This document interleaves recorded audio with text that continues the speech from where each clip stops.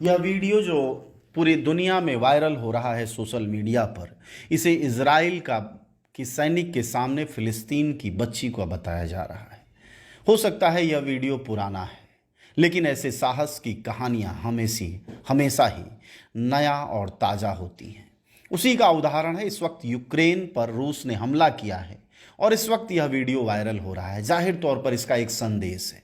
इस संदेश ये है कि यह बच्ची जो निहत्थी है, मात्र 6-7 साल की है, हो सकता है पूरे बंदूक भर की भी इसकी लंबाई न हो, लेकिन बड़े साहस से कहती है लौट जाओ अपने मुल्क, और वह सैनिक 2 कदम पीछे हट जाता है।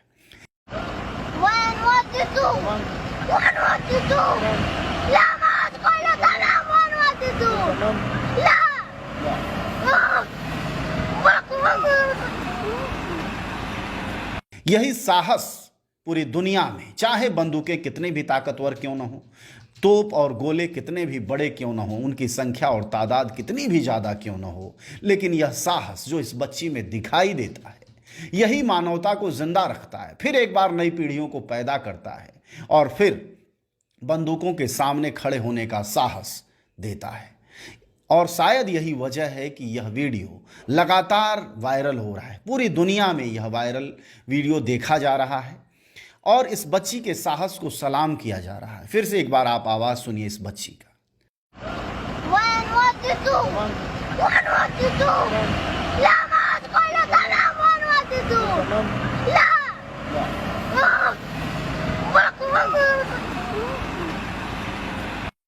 आंखें भर आएंगी आपको लगेगा गजब का साहस है, लेकिन यकीन मानिए, जब जीने का रास्ता अब नहीं बचता, जब जिंदगी में वह खूबसूरती नहीं बचती, तो मौत के सामने साहस के साथ खड़ा हो जाना ही सबसे खूबसूरत समय भी होता है और वक्त भी। और इस बच्ची के सामने वाकई कोई विकल्प नहीं है। ये बंदूकें हैं, ऐसा नहीं कि उसके ताकत और खौफ को यह बच्ची नहीं जानती है। बंदूक कितनी ताकतवर है, उसकी एक गोली इसकी जान ले सकती है, यह सब जानती है वो। लेकिन वह यह भी जानती है कि साहसपूर्वक ऐसे ही खड़ा होने से इन बंदूकों के मुंह मुड़ेंगे, इन सैनिकों के बख्तरबंद गाड़ियां वापस लौटेंगी। इसके अलावा कोई रास्ता नहीं होता है। आप यकीन करते होंगे, कई बार शांति कायम करने के लिए भी युद्ध लड़ना पड़ता है, जंग में उतरना पड़ता है, और शायद यह भी एक जंग ही है जब आप निहत्थे बंदूक वालों के सामने खड़े होते हैं। सबके अपने लड़ने के तरीके होते हैं। सिर्फ हमेशा बंदूकों से ही लड़ाइयाँ नहीं जीती जाती।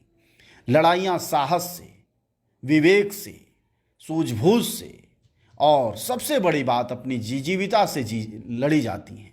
और इजराइल हो या फिलिस्तीन या फिर यूक्रेन के सामने रूस क्यों न हो, हर जगह लड़ी जाती हैं लड़ाइयाँ और जीती भी जाती हैं। ऐसे में इस बच्ची का संदेश संभवतः यही बता रहा है कि यह साहस ही उन्हें वापस लौटाएगा। चाहे इजराइल हो या रूस हो, सभी ताकतवर देशों से भागना पड़ता है। कमज़ोर लड़ते हैं और जीतते हैं। जाहिर तौर पर उनका नुकसान होता है, वह नुकसान इस समय यूक्रेन झेल रहा है।